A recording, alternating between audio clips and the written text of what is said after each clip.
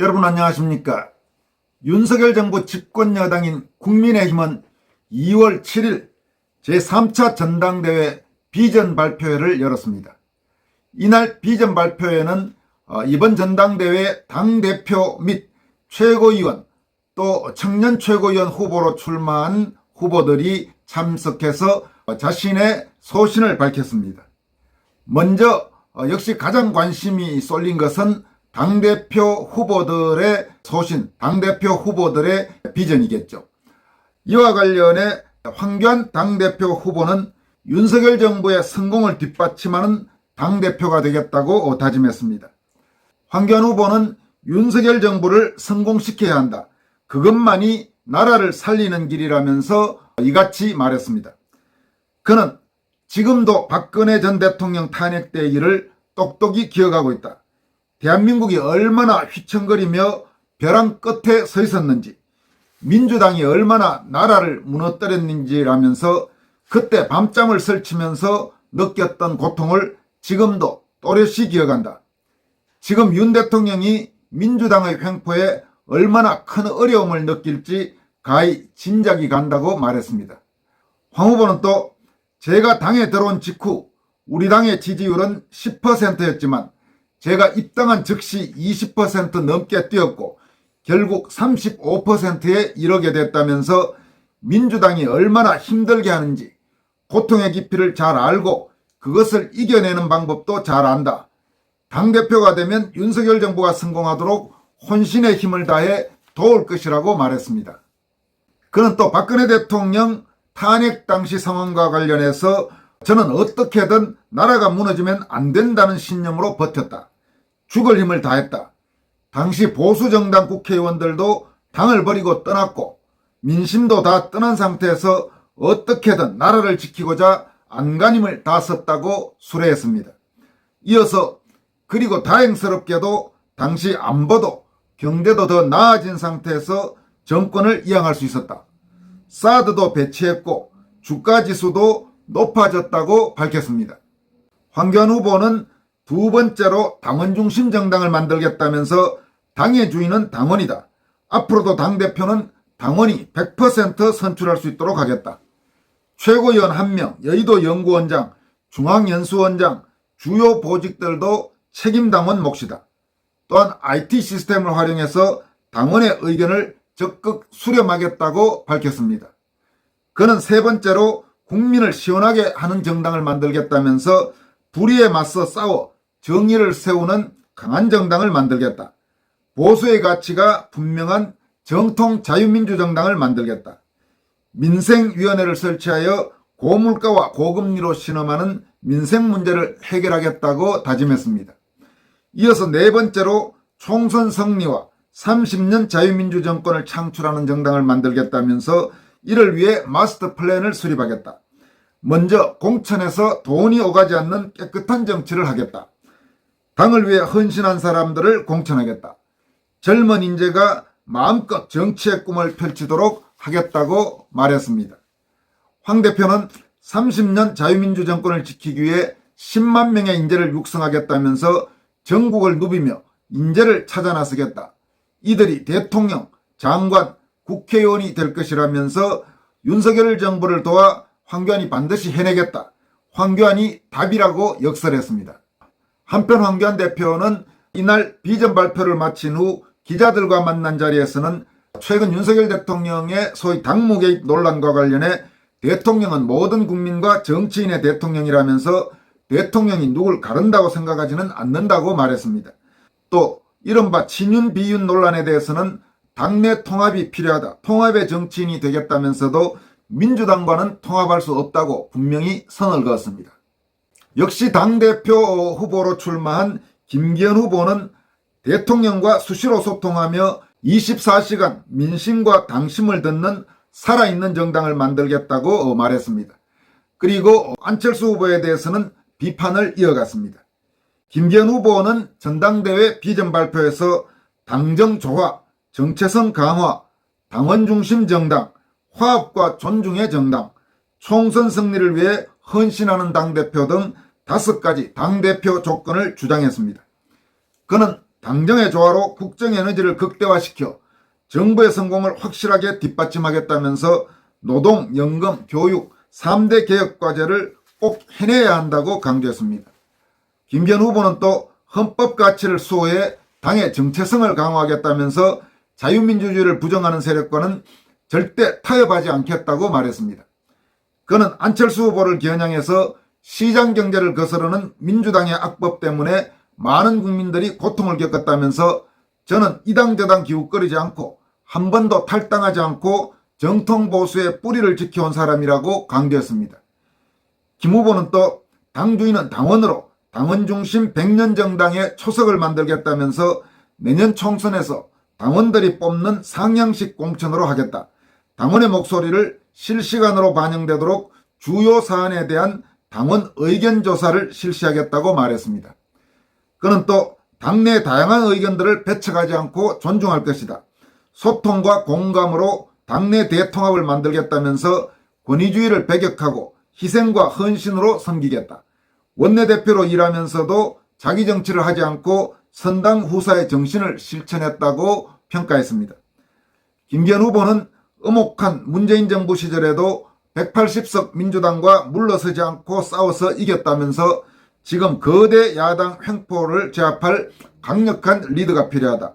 자기 정치를 하지 않는 대표, 사심없이 당을 이끌어 나가는 대표가 돼 연대와 포용과 탕평을 통해서 당내 대통합을 이루겠다고 강조했습니다.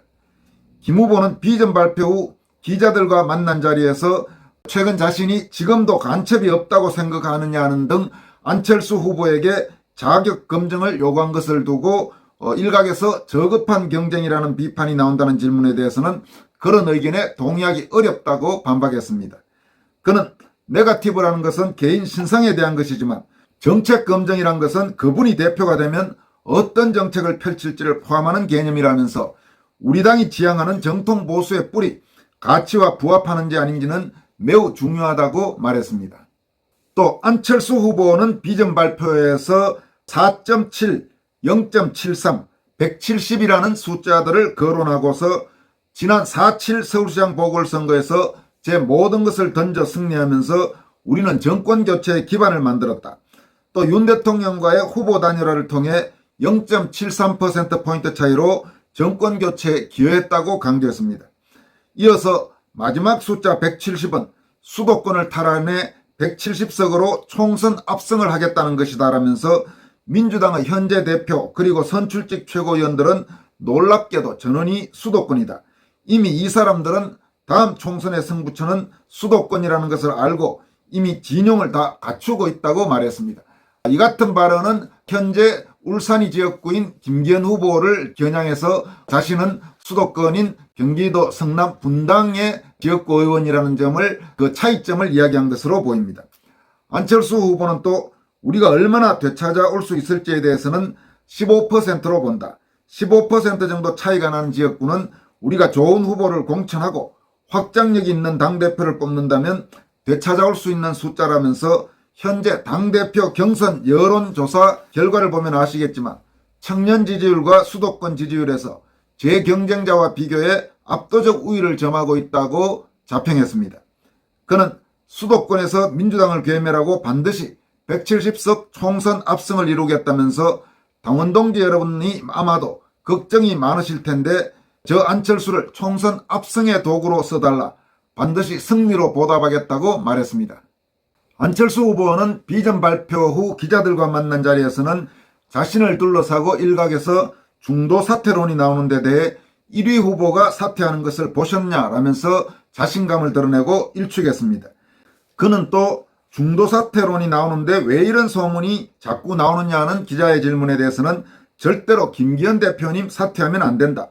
끝까지 함께 대결했으면 한다면서 우회적으로 김기현 후보를 겨냥했습니다. 안 후보는 여론조사와 관련해서는 일희일비하지 않는다면서 여론조사로 후보가 뽑히는 게 아니지 않나. 여론조사에 일희일비하지 않고 방심하지 않고 제 비전과 정책이 어떤 것인지 당원들에게 말씀드리고 제가 자격 있는 사람이라는 것을 증명하는 데 노력하겠다고 말했습니다. 그는 또 김기현 후보가 SNS를 통해 안철수 후보의 과거 일부 발언들을 거론한 데 대해서는 SNS까지 할 시간이 있고 부지런하시다고 꼬집으면서 저는 이미 다 증명했다고 주장했습니다. 그는 민주당의 정체를 확실히 안 뒤 국민의힘과 국민의당이 함께 야당으로서 민주당과 열심히 싸웠고 4.7 재보궐선거 때 제 모든 걸 바쳐 야당이 이기면서 정권교체 기반이 마련됐고 윤석열 대통령과 함께 후보 단일화를 통해 정권교체에 일조했다고 강조했습니다. 안철수 후보는 또 최근 대통령실에서 이른바 유난연대라는 단어를 사용한 안 후보에 대해 불쾌한 감정을 비친 것에 대해서는 제 나름대로 설명을 드렸지만 대통령실의 입장을 존중해서 사실 어제 종일 선거 공보물을 만든 걸 다 점검해서 약속드린 대로 제가 쓰지 않겠다는 말들은 다 쓰지 않았다면서 새롭게 선거 전략에 대해 정비하는 시간을 많이 가졌다고 말했습니다. 그러면서 대통령실에 서운하지는 않다는 것이냐고 묻자 네 그렇습니다 라고 답했습니다. 국민의힘 당대표 선거에는 이들 3명 즉 김기현, 안철수, 황교안 이 3명과 함께 윤상현, 조경태 의원과 천하람 변호사 등 모두 6명이 현재 예비경선에 진출한 상태입니다. 다른 3명의 후보 즉 조경태 후보는 먼저 비례대표제와 국회의원 면책특권, 정당 국고보조금 폐지 등 이른바 3패 개혁을 당원들에게 비전으로 제안했습니다. 그는 3패 개혁 매력적이지 않나, 이를 통해 국민을 위한 정치가 실현될 수 있도록 앞장서겠다면서 통합과 개혁, 반드시 총선도 승리해 윤석열 정부를 성공하도록 하겠다고 말했습니다.